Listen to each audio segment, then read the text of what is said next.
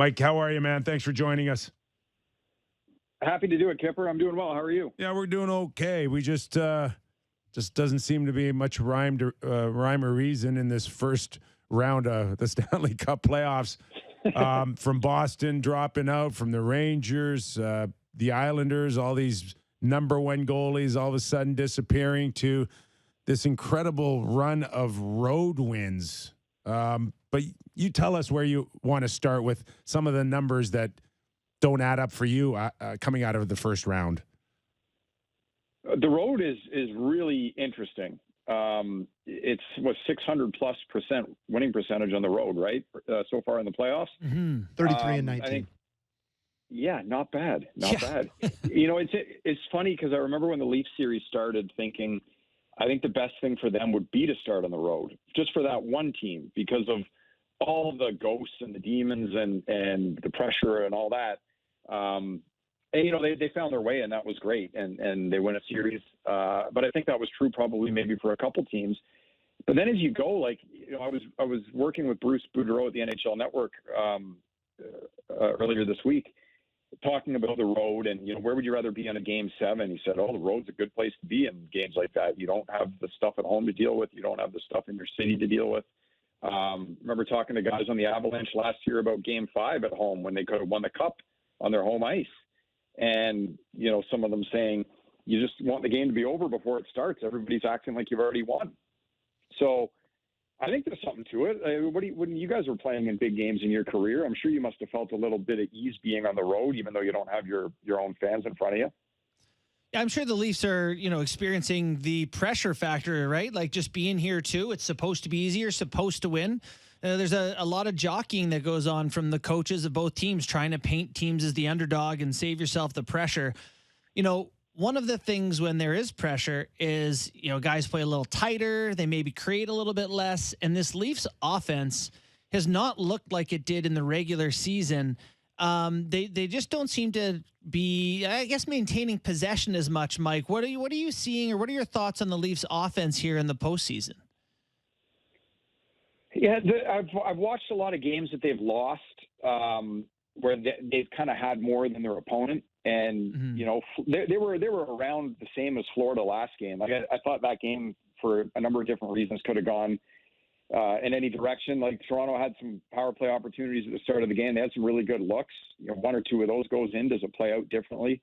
Bobrovsky makes some big saves.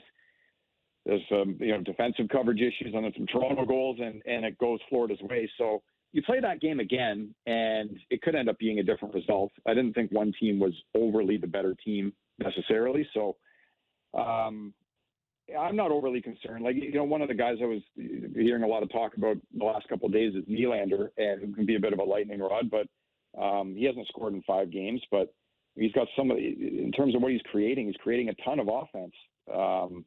And eventually, good players, these things start to go in the way that they should. And that's been Florida's story. Florida all year was creating tons of chances and, goal probability, all that stuff you could get into. It was way up at the top of the league, and they were middle of the pack in scoring.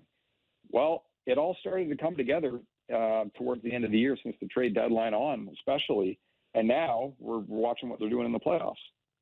So today I wrote on Matthew Tkachuk in my weekly article for the Toronto Star, and one of the things that I stressed is that this time of year it seems like the ice shrinks for a lot of these stars, and he seems to thrive because he can handle tight areas where he can make plays. His hands are soft, high IQ in very busy areas. And I'm just wondering if the numbers that you see in the playoffs compared to what you see in the regular season supports that. Does it look to you that it's obvious that the room tightens up for guys in general, or am I making too much out of that? No, you're bang on. A couple of years ago in the offseason, I did a research project with a coach, and you'll be shocked at what he asked. It consisted of 2 words for the playoffs: what wins? So one of the things I looked at was the differences in playoff hockey versus regular season hockey. And this is a debate that I have with people who do my kind of work often. And a lot of people think there's really no difference. And I don't believe that at all. I think there are huge differences. So one of the things I could prove is dump in rates go up. So there's less off the rush, less carrying the puck. Puck battles go up. So everything that you're talking about, Kipper, there is truth in that. And then this is where a player like Matthew Tkachuk, it's just going to shine a light on all these things he does so well. Like you talked about making plays under pressure. He's one of the best. He's so good, and his hands are good. And that's probably the thing, maybe because of, the running around and the yapping and all that can get overlooked. And He's overrated. One of the better playmakers in the league. We know he goes to the net and he scores and all that too. Like, you watch the playmaking ability of this guy. He gets behind the net. He's finding guys in the slot. He's absorbing contact, making plays, initiating. Super, super skilled for sure. So you mentioned that the Panthers' sort of expected numbers were better than their real numbers for a large portion of the season. Is it safe to say that you think this Panthers team is, better than most people assume? Like, not a 92-point team, but probably somewhere between there and their President's Trophy season?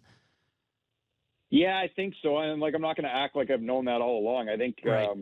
I remember I said this during the Winter Classic, so right at the start of January, because I was standing on a fake baseball diamond set. I thought they were dead. Thought they were done.